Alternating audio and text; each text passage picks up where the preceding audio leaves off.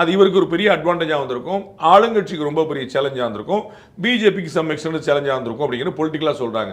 But அந்த heat அது miss ஆயிடுச்சு. அந்த மொமெண்டம் ரைஸாக இருக்கும், இவருக்கு ஒரு பெரிய பூஸ்டாக இருந்திருக்கும் இவருடைய திட்டம். அதனால தான் அவர் போட்டு வச்சு பண்ணார்.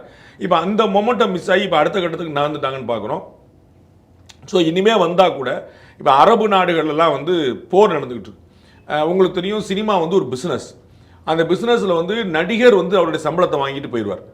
ப்ரொடியூசர் தான் அந்த பணத்தை எடுக்கணும். அப்போ பணத்தை எடுக்கணும்னா ப்ராப்பராக ரிலீஸ் பண்ணணும்.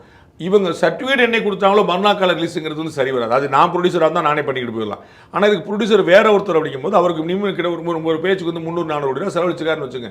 அப்போ அவருக்கு ஒரு 500 கோடிக்காவது மேலே கிடைச்சாதான் அவருக்கு ஒரு அர்த்தம் இருக்கும். 400 ரூபா செலவழிச்சேன் 500 ரூபா வந்துச்சு அப்படின்னா தான் ஒரு அர்த்தம் இருக்கும். அப்போ என்னென்னா, மிடில் ஈஸ்டில் நிறைய இடங்களில் தியேட்டரில் நீங்கள் ரிலீஸே பண்ண முடியாத நிலைமையில் நினைக்கிறேன். அது பெரிய மார்க்கெட்டு உங்களுக்கு தெரியும். இந்தியர்கள் மார்க்கெட் இருக்குது உங்களுக்கு தெரியும். இவருக்கு தமிழ் மட்டும் இல்லை, மலையாளம், கேரளா, கன்னட மக்கள்கிட்டையும் இவருக்கு பெரிய மார்க்கெட் இருக்குது. அப்போ அங்கெல்லாம் ரிலீஸ் பண்ண முடியாது அப்படிங்கும்போது ரிலீஸுக்கு தயாராவாங்களாங்கிற ஒரு கேள்வி இருக்குது. ஸோ சென்சார் சர்டிஃபிகேட் கிடைச்சா கூட ரிலீஸ் பண்ணுவாங்களாங்கிற ஒரு கேள்வி இருக்குது. அதனால் படத்தை சார்ந்த குழுவினர் பயங்கரமாக ஃப்ரஸ்ட்ரேட் ஆகி நொந்து எல்லாம் முடித்து அடுத்த வேலையை பார்க்க போயிட்டாங்க.